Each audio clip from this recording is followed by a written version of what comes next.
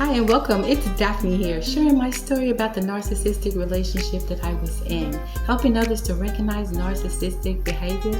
My narcissistic ex displayed many narcissistic traits, including a superiority complex, which I believe contributed to his reckless behavior. Stay tuned to hear about it.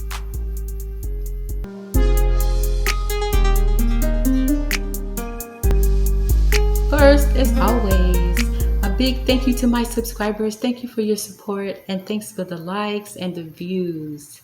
Y'all, I never intend for a lot of time to go by in between videos, but just understand that life happens, I have work, and there's more to putting together a video than just sitting down and recording. So thank you for your patience, okay? So I'm going to begin. And because I've been educating myself about narcissism, I understand that narcissistic people and people who display a superiority complex have a lot in common. They think that they are better than everyone else, and they have an inflated sense of self-worth. My abuser acted like he was better than everyone else, and I'm going to give you some examples of that. People like my abuser who think that they are better than everyone else and have no regards for other people's feelings should be cautioned, okay? Because if they're acting like they are superior, they're going to treat you like you're inferior, okay? And like I stated, my abuser displayed many an overwhelming amount of narcissistic traits, characteristics, and tendencies, and my abuser put others down, including myself, to build himself up. So let me give you some examples. Okay, we know that all cities have areas that are considered to be not as good or as safe as other parts of the city. Okay, and in my city as well. And most people would avoid unsafe areas and potentially dangerous situations. Now, the city that I live in, it has an area that is considered to be not the safest, not the best. Okay, and I'm going to refer to that area as the far end. Okay, now on weekends, me and my narc ex, we would get up and have our breakfast and then decide what we were going to do for the day. So one Saturday, I asked my narc ex, what are we going to do for today? And he thought about it and he says, hey, let's go to the far end. Like it was some kind of tourist attraction or something. Now, I was thrown at first, but he's not from my city. And the far end, I grew up in it as a child. And I saw it as an opportunity to revisit my old neighborhood and to show him where I lived when I was a kid. But once we got to the area, he started marveling at all the people that were hanging out and just the area itself because it was just so different from the area that he lived in. And you know what? He told me if I had lived in the area, he would not have dated me. He said, I just couldn't date a female who lives down here. And I was shocked. And I asked why. And he says, look at all the people hanging out. Look at the trash everywhere. Look at all the rundown houses. Why don't these people clean up and care about where they live? This is where they live. And saying these people like they're a different species or something. And again, but this is where he wanted to go, okay? And he's shaking his head saying, wow, life sure can be rough for some folks, huh? And so I picked up on this arrogant attitude of his and I started defending the people, of that part of the city, my city. And I said, well, I'm glad that you see that some people, life has been rough for some people, as he put it. But he never considered the different circumstances, not opportunities, but different circumstances that people have. Okay, not everyone is fortunate enough to be spoon fed through life and have their college education paid for them like he did and a relative of his.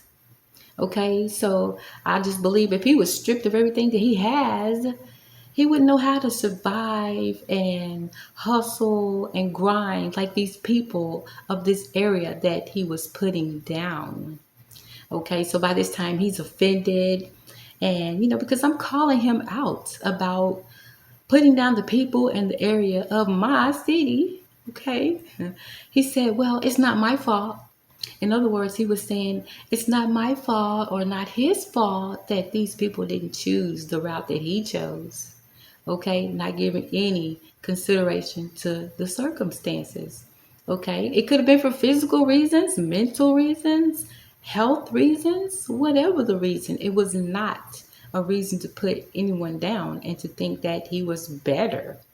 And I really saw a different side of him that day. I now know that he wanted to visit the far end, not the best or safest part of the city, but it was to build himself up. Okay.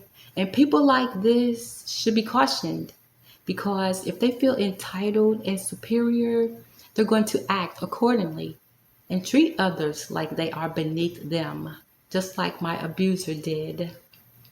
And I also learned that some people with a superiority complex seek leadership roles on the job. And guess what? My abuser started out and got a leadership role on the job. He even boasted with superiority about having an advantage over the candidate because of this previous position that he had held and how some employers seem to favor people with this particular background. Okay, so when we met on the job and when we started dating, we were equals. Okay, but he started out, like I said, got this leadership role, and his behavior during our relationship and at the end, if you ask me, it disqualifies him from any leadership role. Okay, in my opinion. But anyway, so once he got this role, he changed. He walked around with this untouchable, high and mighty attitude. And he didn't know me at work anymore. No more breaks, no more lunches together, none of that. Okay, he honest to God acted like he did not know me at work. All right, I'm gonna tell you about this. So there was a lady that she had came from another department, from his department, and she started to work in my department. And she didn't know that we were in a relationship, and I never told her. And so I asked her what it was like working under him.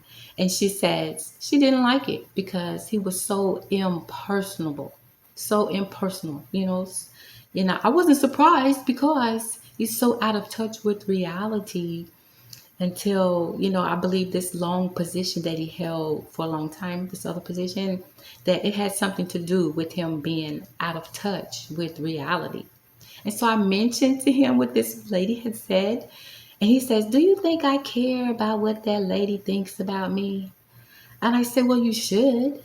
Not so much about what people think about you, but how you carry yourself. I mean, he's in a leadership role now, and he's coming off as being impersonable, okay, to employees. And so I read that those with a superiority complex tend to be less concerned about what others think about them, and they may be haughty and dismissive, just like my abuser. But that's what you can expect from someone who has no regards for other people's feelings, and just like my narcissist ex, and a person with a superiority complex. Okay, and then something else about that position that reflects a superiority complex. He had access to employee information, okay? And so after he was well into the role, he would be home on his computer. And so one day he said, hey, D, come and look at this.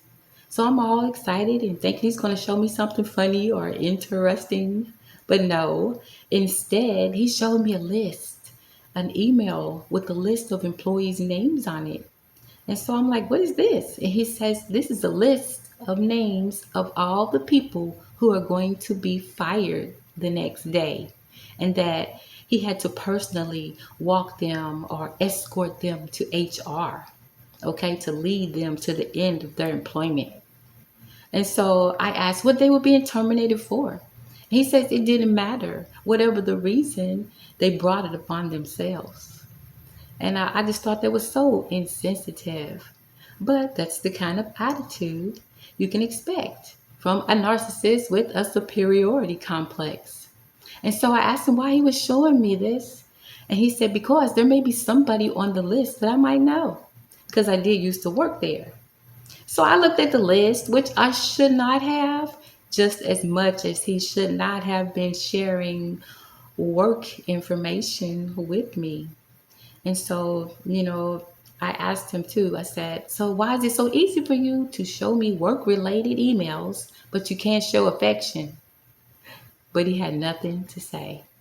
Okay. Knowing what I know now, showing me affection did not benefit him, but sharing work related information with me did. It boosted his ego.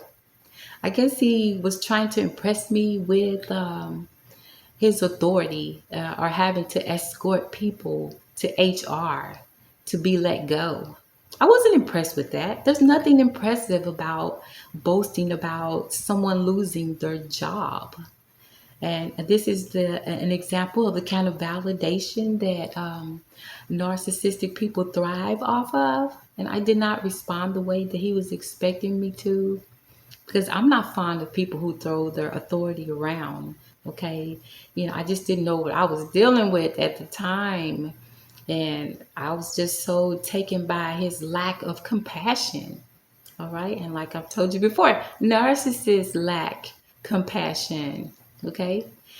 And those people were going to lose their jobs. And whatever the reason, it was nothing to be boasting about or sharing with me. And it showed his character. But I failed to recognize the significance of his behavior that day. Okay. And like I mentioned, he had held another position for a long time. And I believe that it makes him feel like he's privileged. And it's the reason why he thinks he can go around and just looking down on others and treating people the way that he wants. Okay. So if you've been watching my videos, take his behavior toward me for an example. People are objects to narcissists. Okay. And people with the superiority complex, they have an inflated sense of self and carry a sense of entitlement, just like my abuser. He thought he was entitled to have two women at the same time because of his inflated sense of self. His actions speak volumes, okay?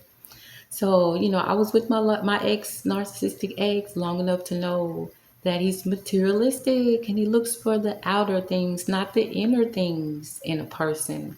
Money, image, social status are what matters to him.